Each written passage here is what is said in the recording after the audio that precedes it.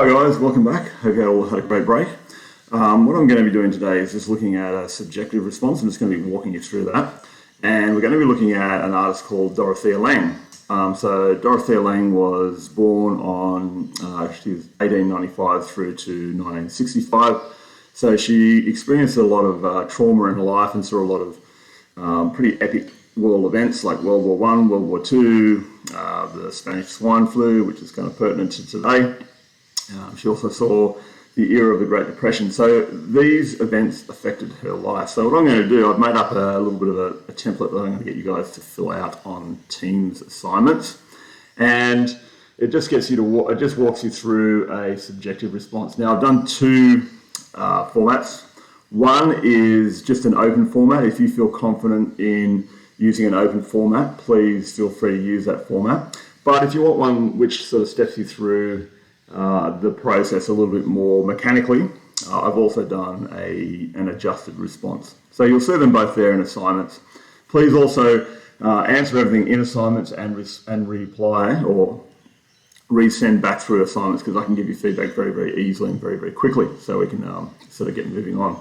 All right, so I'll just switch over now to our page, and here is the thing that I've set up here. So you can see here, she's an American documentary photographer and photojournalist, best known for her Depression era work for the Farm Security Administration.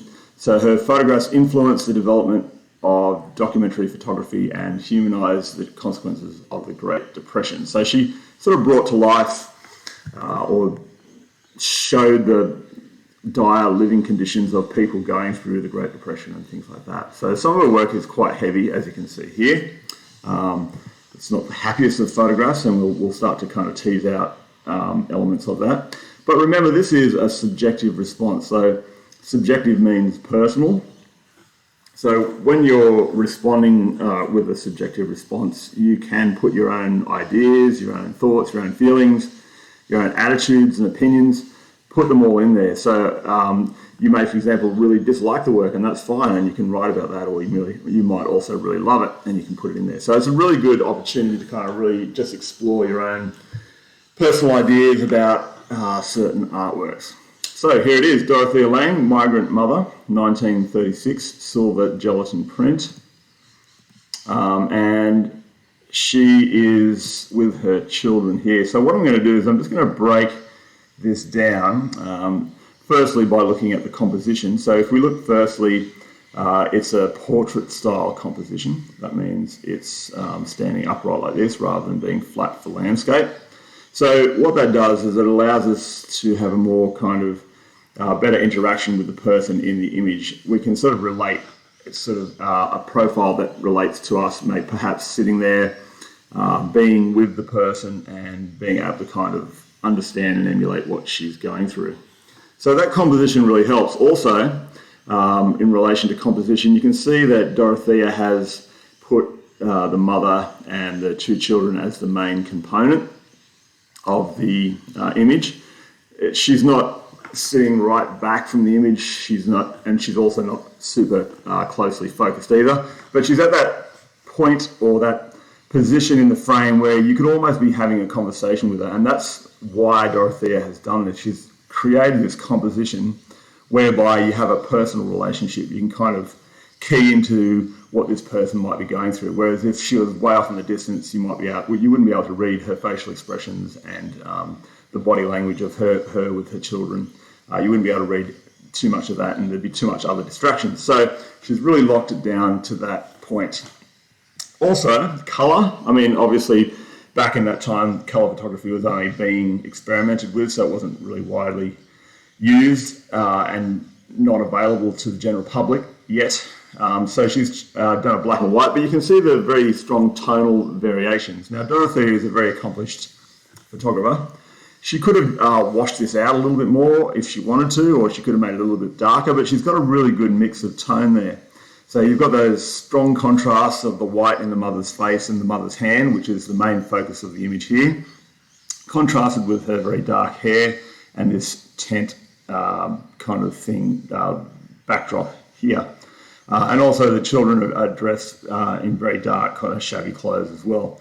So the colour and the whole general mood of the work really sort of backs up that Depression era feel, and shows that, you know, she really is there in the moment, taking photographs like a documentary photographer of real life situations. So it helps you to relate even more, kind of, when you realise that she's not just photographing actors or staging this. I mean, obviously there'd be a little bit of propping and staging there. She's been deliberate with where she takes the photographs and who she takes the photographs of, but it's in the moment, it's in the real position. So that adds to a real kind of, to give you a good, strong, subjective response, because you can really sort of buy in and get the feel of the emotion in this situation. So also the subject matter, I'd be responding to the subject matter. Obviously it's a mother with her children, so a migrant mother, as it says down here. Always read this little script down here, because it's very handy to give you information into what's going on in the photograph and the timing of that. So she is, it's a migrant mother with her children. She's obviously, you know, in dire situation. She's not really, you can tell by her clothes that she's not really financially well off. And we also know it's the Depression era. 1936. I've got to change these dates here, sorry about that, I just realised that. But we can see that her choice of subject matter really does affect the feel and the mood of this image. So what you could do is you could take all those things that I've just given you, those three things, and then you could write about your personal thoughts and feelings and opinions regarding Lang's image.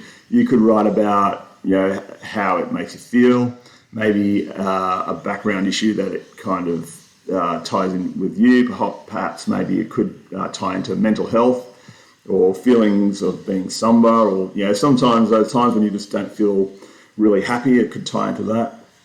You could also have an opinion about the work. You could be like, well, you know, I think, you know, it might be a positive opinion. I think she's done a really good, she's made a really good choices in her subject matter and the composition, and those choices have really created a powerful image. And you could expand on that, expand on your personal opinion about that. But the whole idea that I'm trying to get across to you, this subjective response, is all about you. It's about you, because you're the you're the audience, and the audience is responding to the artwork, which is created by Dorothea. So it's about teasing out all those things that this image creates inside of you, and then putting that onto paper. All right, so you might have, this could even tie into maybe an event that you had in your life, and you might be thinking about, well, you know, I had that event, and you mean it sort of ties into the feelings or the mood or the emotion that you had in that. So you can put that all down through here. Have a go at that. If you have any problems, I'll be doing a Teams video conference through the next few weeks, so you can always log in and we can talk about that in class time. So that will be great as well. And like I said before, I've got another template made up for you called the adjusted task.